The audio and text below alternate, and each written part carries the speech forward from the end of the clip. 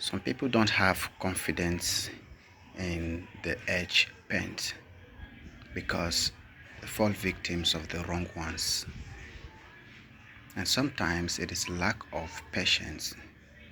This edge pens, you need to apply it twice. Where the patience comes in is that you have to be careful in using the applicator or whatever you are using. You see this leather pen? That's exactly what I used. And then you have the edge perfectly like this one. Alright? Yes. So let's show you around the back. I hope the camera is doing justice. You have your knit stitches. Alright? Yes. And then you carefully, with patience, apply the edge pens.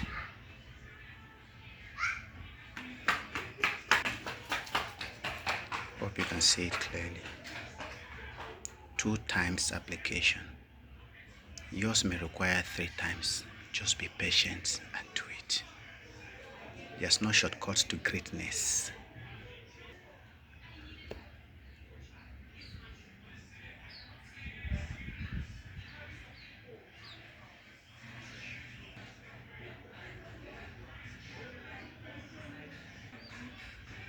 Don't forget, these are genuine leather. It can work on your synthetic leather. Your fiance leather, it can also work on it. But the most important thing is being patient to practice, and submitting your practicals is another thing. You can't just be watching without practicing, and then you can't just expect yourself to give this bag just a single attempt and you expect to get it perfectly. No, there are so many things. The measurements, the kind of materials you are using, the texture of the material, how it feels, the nature of the material, again, the thickness. All right, yes. So with time, you are going to be understanding the nature of leather. We have elastic materials. Some materials are not elastic. We have wax, we have fabrics. Like, we have different kinds of materials that requires different techniques and skills to get your bags done perfectly. But some people will watch the videos without practicing, and then you want to do magic, or you watch the video, after first attempt you did not get it right and then you give up. That's your first attempt. Probably you used the wrong material, and then, or you're supposed to use the same materials so you understand the nature of that material. Okay, yes. So, and then the magnetic snap techniques, the stitches techniques. Like, there are so many mistakes you may possibly make, such as the gusset measurement. There may be error, but your second attempt will teach you about that. And then you may make mistake in the magnetic snap. All right, yes. Then your second attempt, you will adjust the flap. You may make mistake. All right, yes. And then the divider at the middle, how to fix it. So all of that. So how will you now want to get the measurement of this bag perfectly, using the materials perfectly, fixing the gusset perfectly, the magnetic snap perfectly, the handle or the loop perfectly? No, there are so many things. The bags, there's so many parts, so you must be patient to practice regularly. Also, knit stitches at the edges is another thing. So those are some of the reasons why you need to practice 1, 2 times or 3 times. When you practice once, you don't need to give up. Your second attempt, give it a good quality time and a quality materials. And then we teach on the basics. This simply means the teachings will enlighten you, will guide you to create any design you can imagine, you can see, or given as a sample. Okay, yes. You see this gusset, this is double gusset. 3 gusset is the same process. 4 gusset is the same process.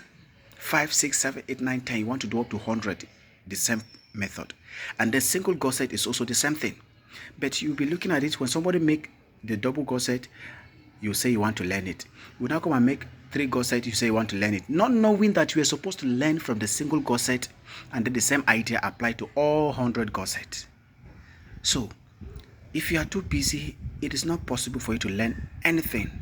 Everything, not just the bags alone, everything. I don't think a busy person. So you are to finish that thing you are busy doing at the moment so you can give the quality time to your training or learning. You must keep something aside before you receive another. So, I don't know. This is not ordinary motivation, it is a reality, okay? I don't need to deceive you. And this bag, it was made with local blackhead sewing machine. Local blackhead butterfly sewing machine. Alright, yes, industrial sewing machine did not touch any part of this bag. Cylinder bed did not touch any part. Flat bed, 360, 180, whatever the degree of the machine. There is no single industrial machine used on this bag. See the stitches.